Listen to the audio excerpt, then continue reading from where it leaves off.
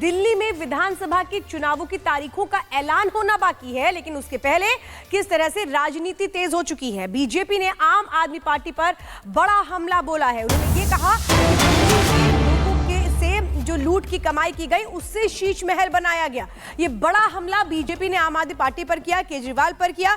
केजरीवाल ने दिल्ली वालों को लूटा है, केजरीवाल जनता को जवाब दे। शीश महल बनवाने में 75 से 80 करोड़ रुपए लग गए।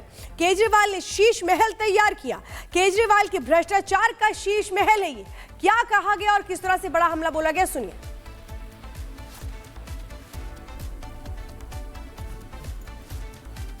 तो देखिए, वार पलटवार का सिलसिला लगातार जारी है। एक तरफ पोस्टर वॉर हो रहा है तो दूसरी तरफ जो बीजेपी है वो शीश महल को लेकर के लगातार केजरीवाल पर हमलावर है। केजरीवाल को दिल्ली का ख्याल नहीं है, दिल्ली वालों को लूटा है और अपना शीश महल तैयार कर लिया गया।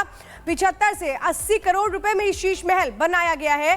भ्रष्टाचार का खेल खेला गया। ये बड़ा मुद्दा इस वक्त बनाने की कोशिश चुनावों के दौरान बीजेपी की ओर से। सीएजी की जो 2022 तक की रिपोर्ट बताती है वो सिर्फ बंगलों का जिक्र कर रही है कि इस बंगले में ब्यूटिफिकेशन के नाम पर 33 करोड़ 71 लाख खर्च किए गए और ये इन्वेंट्री 23 और 24 की अभी जोड़ी नहीं गई है। अगर ये पीडब्ल्यूडी की इन्वेंट्री जोड़ दी जाए जिसमें अभी टॉयलेट सीट का जिक्र नहीं है, वो गोल्ड प्लेटेड टॉयलेट कहाँ गए, तो ये मामला जाकर 75 से 80 करोड़ के लगभग बनता है। अरविंद केजरीवाल शीश महल, हमने तो एक वानगी दिखाई है आपको, इसके अंदर के काले कारनामे कैसे दिखेंगे।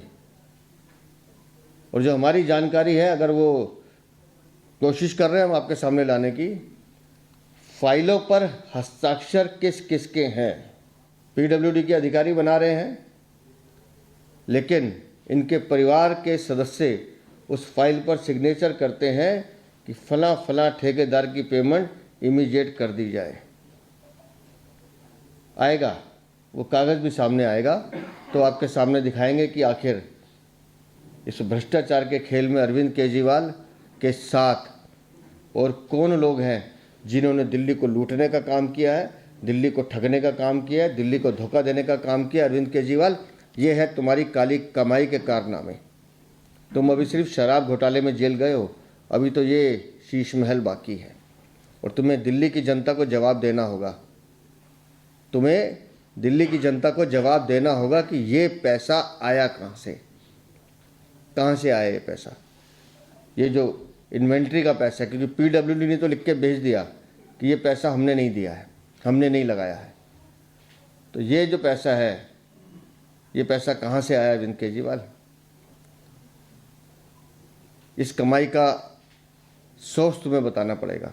वो शराब घोटाले से आया है, जल बोर्ड से आया है, पैनिक बटन घोटाले से आया है, शिक्षा के घोटाले से आया है, हेल्थ के घोटाले से आया है, नकली दवाइयाँ बेच के आया है। हर वो घोटाला जो तुमने किया है उसके सोर्स का जवाब तुम्हें देना पड़ेगा। अरविंद केजरीवाल, तुम सिर्फ दिल्ली के नहीं, तुम हर उस व्यक्ति के दोषी हो जिसने अन्ना हजारे पे भरोसा किया था। तुम हर उस व्यक्ति के दोषी हो जिससे तुमने वोट लेकर उन्हें धोखा देने का काम किया है। और ये आपके पाप की कहानी चलती रहेगी जब तक इन आपियों को बाहर ना कर दें। और गणेश इस वक्त हमारे साथ जुड़ चुके हैं। गणेश, पोस्टर के जरिए एक बड़े कैनवस की तरफ बीजेपी इशारा कर रही है जिस पर भ्रष्टाचार लिखा है, लेकिन फिलहाल आगे बहुत सारे पोस्टर्स हैं। पोस्टर की सच्चाई क्या है? आरोपों से क्या बेड़ा पार हो जाएगा बीजेपी का?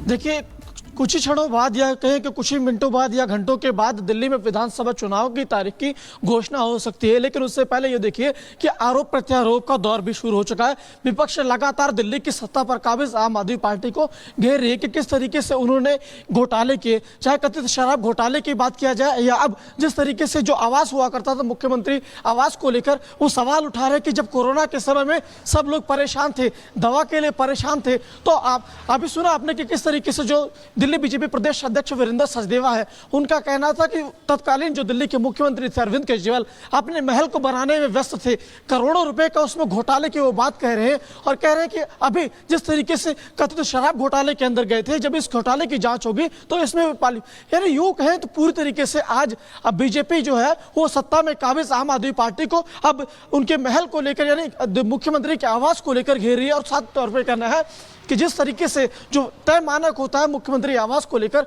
उन्होंने किस तरीके से उसको धज्जियां उड़ाई और मकान को बड़ा करा, सब कुछ उसमें ऊपर सवाल उठा रहे, किस तरीके से कीमती सामान लगवाया और इन्वेंट्री को लेकर सवाल उठा रहे, कह रहे हैं कि जांच के बाद पूरी तरीके से आएगा, क्योंकि लगातार हर पार्टी उनके घरों को लेकर सवाल उठा रही। हमने पिछले दिनों देखा था कि किस तरीके से जो बीजेपी के पूर्व अध्यक्ष और सांसद मौजूदा मनोज तिवारी, उनके आवास को लेकर एक वीडियो भी जारी किया था। यानी पूरी तरीके से बीजेपी अब आम आदमी पार्टी को चारों तरफ से घेरने का पूरी तरीके से प्रयास कर रही है, चाहे वो पोस्टर हो या मुख्यमंत्री का जो आवास गणेश, आगे भी आपसे अपडेट लेंगे। फिलहाल जानकारी देने के लिए धन्यवाद। तो दिल्ली में पोस्टर वॉर लगातार जारी है।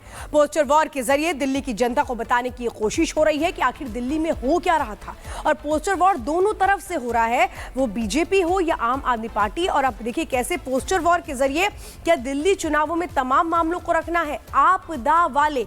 बीजेपी ने ये जो शब्द है ये शुरू किया है केजरीवाल के लिए। शीश महल को बड़ा मुद्दा बनाने की तैयारी चुनावों में है। कोरोना में लोग तड़पते रहे, लेकिन कैसे जो केजरीवाल है वो लूटते रहे और अपना शीश महल बनाते रहे, ये आरोप लगाया गया बीजेपी की ओर से।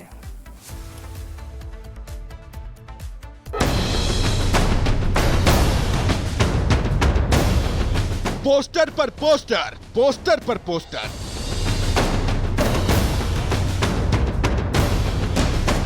केजरीवाल को चुनावी हिंदू बताने वाले पोस्टर,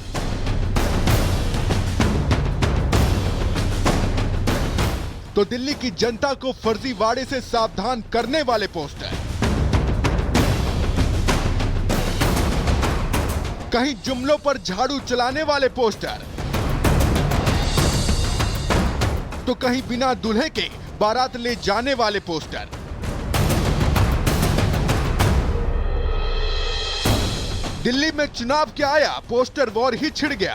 ऐसे छिड़ गया जैसे कि दिल्ली का चुनाव इस बार वोट की चोट से नहीं बल्कि पोस्टरों की झड़ी लगाकर लड़ा जाएगा।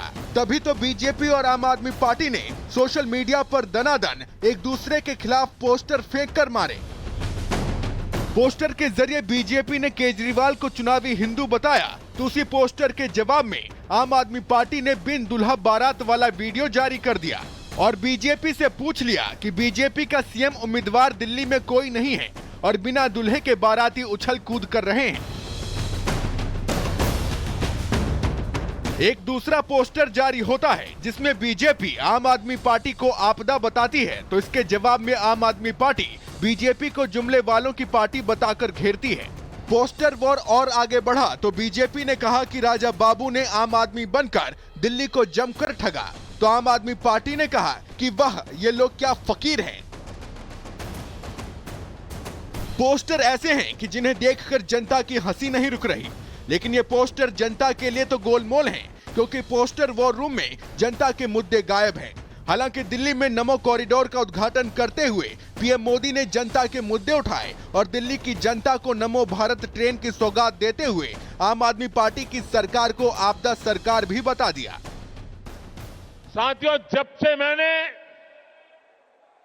आपदा का कच्चा चिट्ठा खोला है, तब से आपदा वाले तिल मिलाए हुए हैं। इन लोगों ने 10 साल तक दिल्ली को बेहाल रखा और आज लोग इन्हें आपदा कहते हैं, तो ये मुझ पर भड़क रहे हैं। देखिए तो सही क्या हाल बना रखा है दिल्ली का। गर्मी आती है तो पीने के पानी के लिए मारामारी, बरसात आती है तो जल भराव से परेशानी, सर्दी आती है तो प्रदूषित हवा में सांस लेना मुश्किल। दिल्ली के लिए इन लोगों ने हर सीजन, हर मौसम आपदा काल बना दिया है। यहाँ गौर करने वाली बात यह है कि आम आदमी पार्टी और बीजेपी के बीच